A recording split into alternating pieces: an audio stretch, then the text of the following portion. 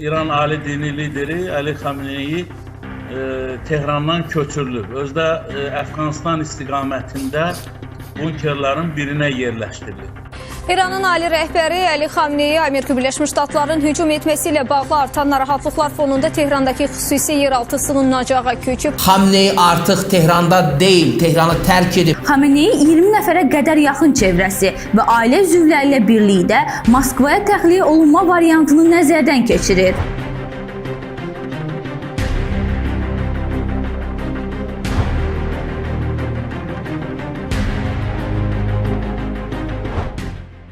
Rusiyalı jurnalist Abbas Cümə öz rəsmi Telegram kanalında maraqlı bir paylaşım edib. Paylaşımında bildirib ki, ekspert səviyyəsində İrana zərbə endiriləcəyi kifayət qədər dəqiqliklə proqnozlaşdırılmışdı. ABŞ İsrail hücumunun əsas hədəfinin yüksək ehtimalla Ayətullah Əli Xameneyi və onun ən yaxın çevrəsi olacaq regiondakı vəziyyəti az da olsa izləyən hər kəs üçün aydın idi.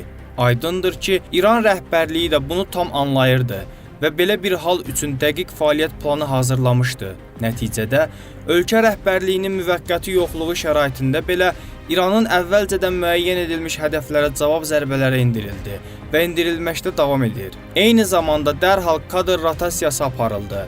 Dövlət başçısının səlahiyyətlərini icra edən şəxslər təyin olundu və İslam İnqilabı Keşikçiləri Korpusuna yeni komandan gətirildi. Bütün bunlar göstərir ki, İranın siyasi sistemi seismik dayanıqlı təməl üzərində qurulub və ən kritik səviyyələrdə belə maksimum sürətlə uyğunlaşa bilir. Lakin bu, hələ də bir sualı cavablandırmır. Niyə Ayətullah Xameneyi bunkerə enmədi və ya özünü və yaxınlarını təhlükəyə atmadan sakit şəkildə döyüş əməliyyatlarını idarə edə biləcəyi gizli iqamətgaha köçmədi? گفتم رفته روسیه گفتم رفته روسیه تو خونه خودش شهید شد تو خونه خودش شهید شد.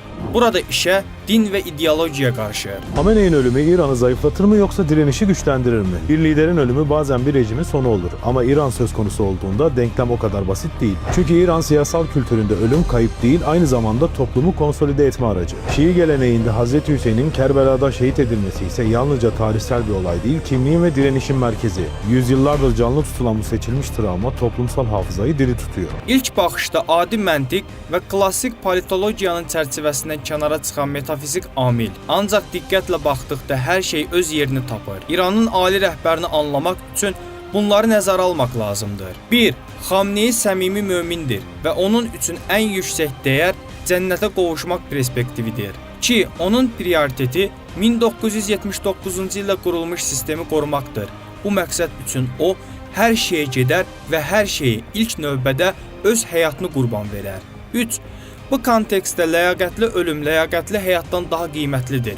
Xüsusilə də Allah Ramazan ayında şəhid olmaq kimi nadir fürsət bəxş edəndə məhz İmam Əli bu cür dünyadan köçmüşdü. Beləliklə, ruhani lider həyatda daha çox öz rifahı və ailəsinin təhlükəsizliyi barədə deyil, quruluşun qorunması və müvafiq ideya və dəyərlərin yayılması yolu ilə möhkəmləndirilməsi barədə düşünür. Xalqın rifahı da yalnız bu prizma ilə qiymətləndirilir. Axı ona və tərəfdarlarına böyük bir missiya, Məsihin zuhurunu gözləmək həvalə olunur. Ona görə də daim düşünən və plan quran fəqih aydın nəticəyə gələndə ki, onun gedişi ümumi işə daha böyük fayda verəcək, sağ qalması isə ya fayda verməyəcək, ya da zərər gətirəcək.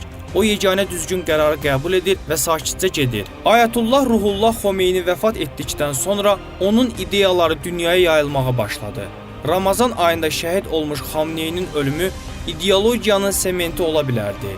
Ölü rəhbər rəqibləri üçün diri rəhbərdən daha təhlükəlidir. Beləliklə, bunkerə enməmək və öz iqamətgahında qalmaq qərarı İranın xüsusi xidmət orqanlarının səhvi deyil, Seyid Xameneyinin şəxsi qərarı idi.